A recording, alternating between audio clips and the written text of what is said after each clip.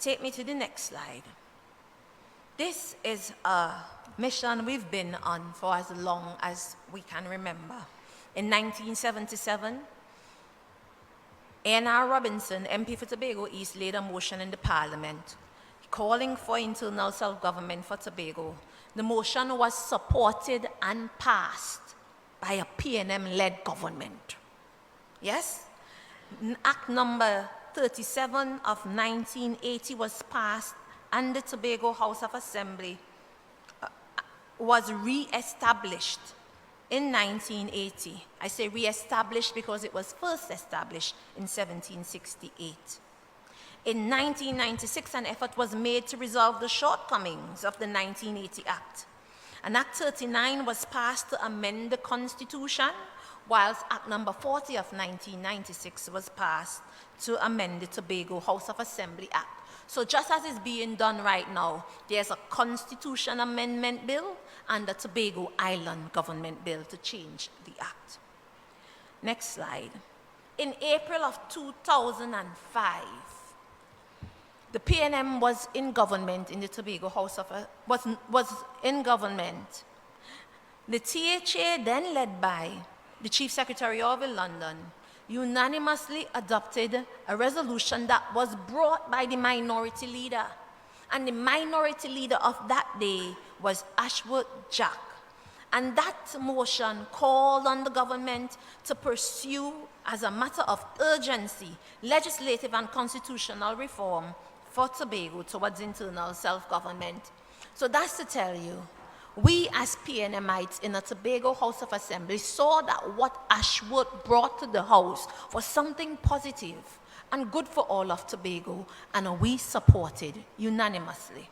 The THA took the decision to appoint a select committee to examine the matter. In November of 2005, the THA, led by Orville London and the PNM, appointed a select committee. The committee that was appointed submitted a report, recommended that the general population of Tobago be consulted in an organized manner, and that a standing committee be established to audit the THA Act. While that was going on, Mr. Patrick Manning, then Prime Minister, took it upon himself and laid before the Parliament a draft to amend the Constitution prepared by former President Sir Ellis Clarke. Strong objection was made on the grounds of that this draft was prepared without the consultation of the people of Tobago, which was the norm in previous efforts for internal self-government for Tobago. So in October 2007, both the PNM and the TOP members of the Tobago House of Assembly voted to appoint an independent working committee to propose amendments to the THA Act with the aim to provide internal self-government for Tobago. And we got 7 of our most prominent Tobagonians among that. You had Dr. John Prince, Dr. Eastlyn Mackenzie, Dr. Rita Pemberton, Mr. Carlos Dillon, the very cream of the crop, brothers and sisters. And they began their work. They started their research, and then they moved across the island, sharing their findings and getting feedback from the people of Tobago. On August 7th, they were at the Ministry of, they were at Works Conference Room. In August 2009, you had the Premier of Nevis, because Nevis had a similar situation like we are going through here in Tobago. When he came, he provided feedback to us, sharing the St. Kitts Nevis experience with us to help us in the drafting. And I remember that consultation where that was discussed at Works Conference Room. Again, I was there. The consultations continue under the John Prince Committee all across Tobago. Interestingly, in May 2010, the People's Partnership, that is Kamla and Ashworth and Chrislyn and usual suspects, they all joined with Kamla and they won the election and they became the government. They said they were going to bring internal self-government to Tobago, and you know what? We believed. In August 2011, Ashworth Jack led the TOP minority, the TOP minority, led by Ashworth Jack, staged a dramatic walkout of the Tobago House of Assembly on a motion tabled by the Chief Secretary asking that the House records its disagreement with central government doing its own process. Because the new government, the People's Partnership, decided they are going to go about a new process and come up with their own green paper and so on. And Mr. London and the PNM in Tobago brought a motion saying, hey, let's get back to what we started, to the business of Tobago. And Ashworth Jack and his followers walked out on the motion. Now remember, the same Ashworth Jack who brought the motion in 2005. Now he has new friends and he out fully can't talk. He left the house.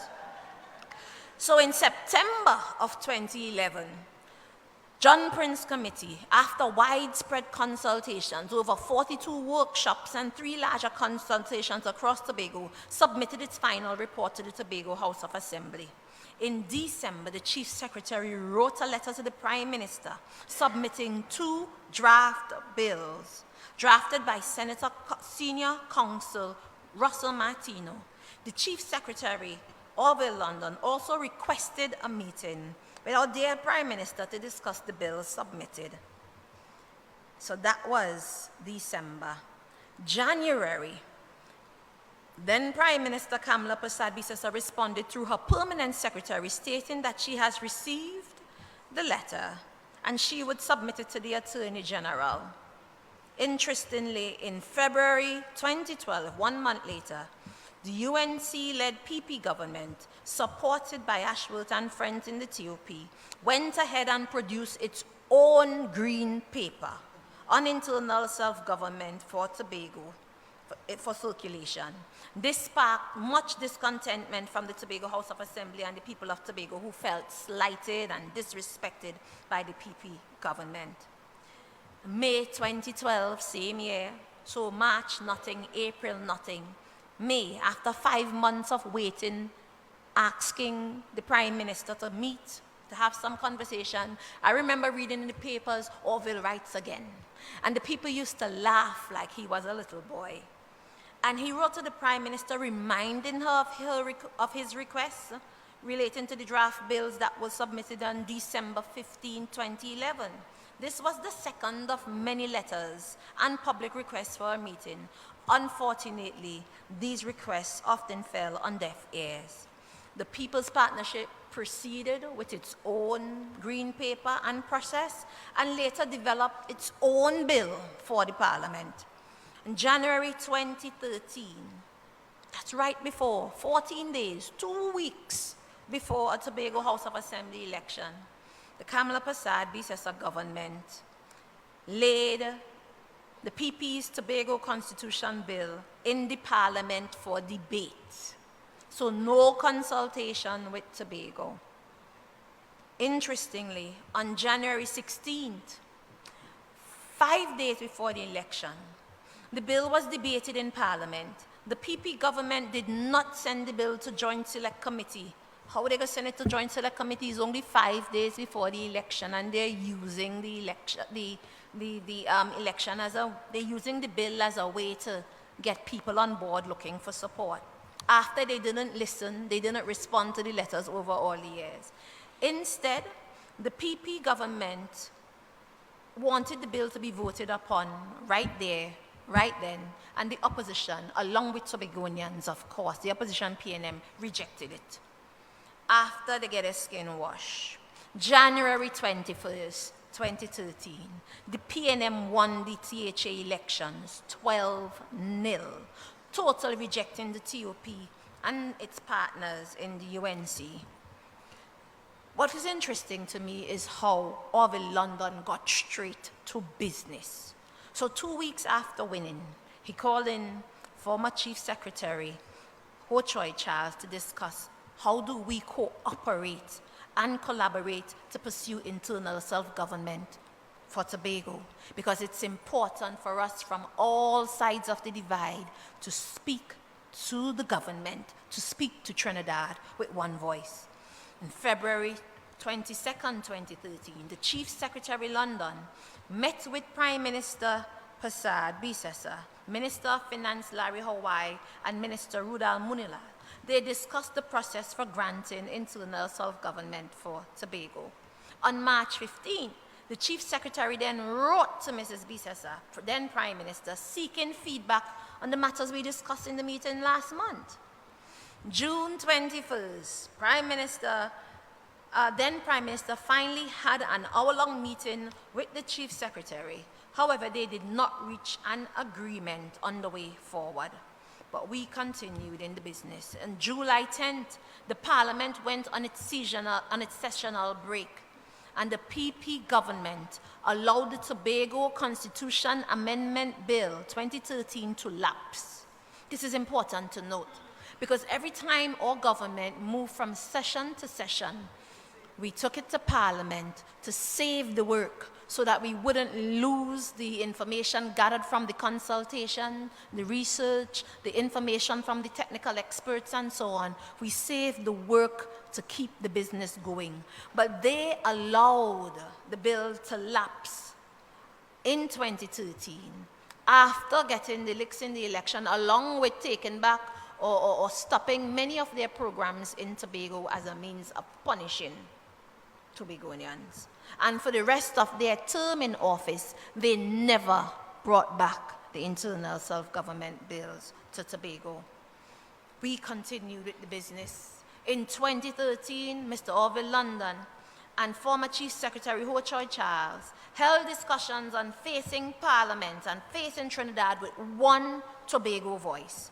They agreed to form a Tobago Forum of political parties and heighten the engagement of Tobagonians in an effort to get consensus across the divide. And it's important that we go so far back and tell every part of the story, because I recognize we have some people in here who are under 30, who would have been 10 and 11 and 12 years old at that time. I see the young ones standing in the back who would not have known about the Tobago Forum or the parties, but this is how long we've been in the fight, getting the work done. So in January 2014, on January 7th to be exact, the first meeting of the Tobago Forum of Political Parties, comprising of Tobago Platform of the Truth, led by the former Chief Secretary Ho Choi Charles, and the Tobago Council's People's National Movement Chairman, Mr. Neil Wilson. Then we had Ashworth Jack, who showed up to represent the TOP, and Orville London. They were a part of the forum. Interestingly, when they met again in February, Ashworth did not show up, and Ashworth never showed up for another meeting of the Forum of Parties. In March 2014, then Prime Minister Kamala Prasad Bisesa cancelled another meeting with Chief Secretary Orville London that was scheduled to be held on the 27th of March 2014 to treat with amendments.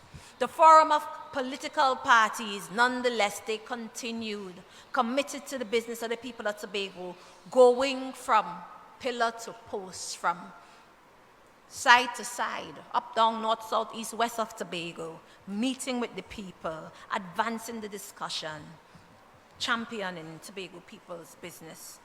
The Forum of Parties met at Works Conference Room again. Then they met on June 5th, 2014 with the tourism sector, on June 11th with the religious bodies, on June 17th with the Fisher Folks of the East at Roxborough Secondary, and then on June 18th with the Fisher Folk, farmers and community-based organization at Works Conference Room again in Tobago West. Then Sunday, July 6th, there was the larger consultation at Ravenel's. And we also had the Tobago desk at the office of the Chief Secretary, where the public interest desk, where people can come and put their comments and so on in the box. I think Dion Isaac was responsible for overseeing that box at that time. And I was able to pull up some of the flyers, the actual advertisements from the consultations there. July 6th at Ravenel's, July 20th at Roxborough Secondary, And August 17th, interestingly, we took the conversation to Trinidad because we recognized that we couldn't get anywhere talking to ourselves. So we had consultations at UE in Trinidad to get Trinidadians on board. On September 14th, there was a final convention up at Compre School where almost 600 persons turned out to authorize and instruct and mandate the leaders of the forum to take all proper and necessary steps to achieve and secure democratic self-governance for Tobago in the shortest possible time. From March to June, further postponement and cancellation from the then Prime Minister, refusing to meet with the Chief Secretary, refusing to meet with Tobagonians about Tobago people's business. May 2015, we continued about the people's business. Consultations at Bishop's High School, Speyside High School, Mason Hall Secondary.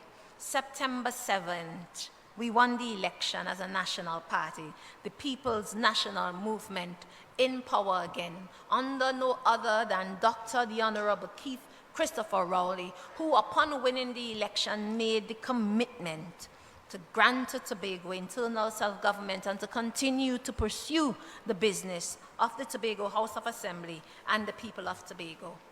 The Forum of Political Parties continued with their public meetings, sensitizing and drafting the bills, developing the bills and preparing it to get to Parliament.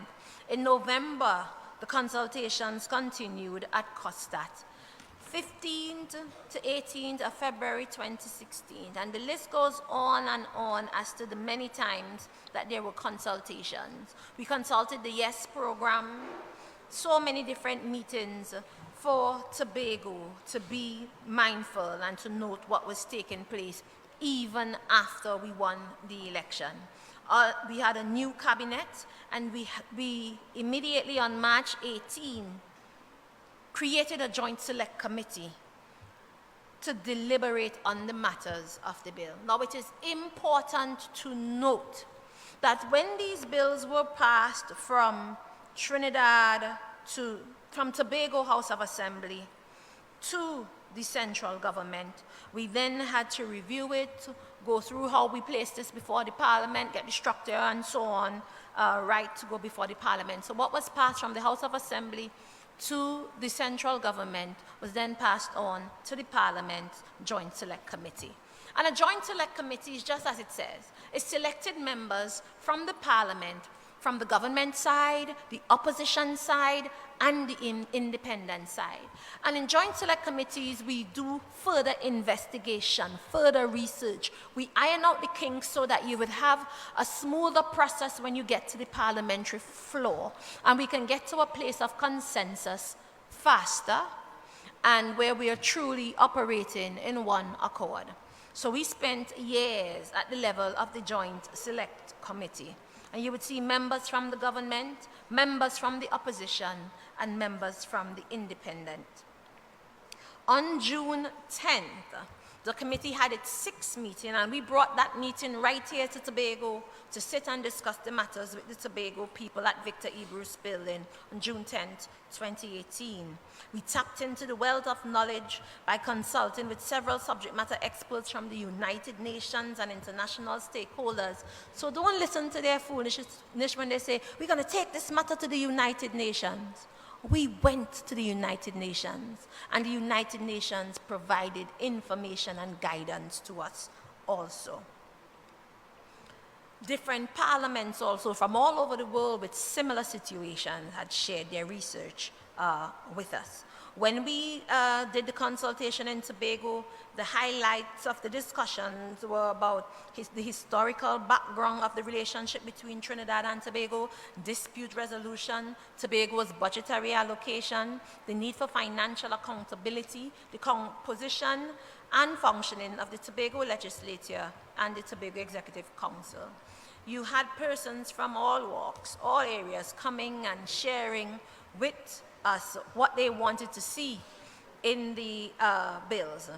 Tobagonians were allowed to voice their opinions and their concerns regarding the bills and make recommendations to the committee. You had people like Anselm Richards, Anthony Hector, Jason Arthur, Rachel Almanders, Dr. Vanish James, Jeffrey Lewis, Vincent Taylor, Utman Drysdale, Bindley B., Mr. Reginald Vidal, Conrad James, Mr. Ronald Rodney, and the list goes on and on and on. Several Tobagonians requested that the committee conduct more research and continue the work of sharing.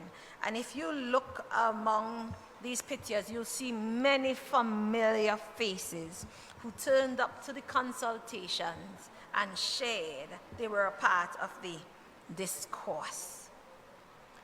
So, for those who tell you that they didn't get the opportunity to talk to their party and talk to their colleagues, right there you see Farley, current Chief Secretary in the mix. You name them. They're all there participating in the discourse. Then we received information and submissions from the House of Assembly, real estate agents, different ministries, private entities. We opened up so that people could submit their concerns to be considered by the Joint Select Committee. And it's interesting to note, not everything you say you want, it made sense to put in the final draft of the bill. Because we went out and we spoke to United Nations, we spoke to other technical experts, and you have the drafting team and so on. And they would say, well, you're saying you want to remain one country, but this specific clause that they're talking about here speaks to secession. If secession was never the goal, why include it? If our business is to remain as one Trinidad and Tobago. So when you hear people say, well, we want 200 miles and so on, that's the kind of a conversation you have when you decide to depart and go your own way. Yes? But if we are going to remain Trinidad and Tobago, where all our resources service all of us, yes, then we have to be mindful of the same. So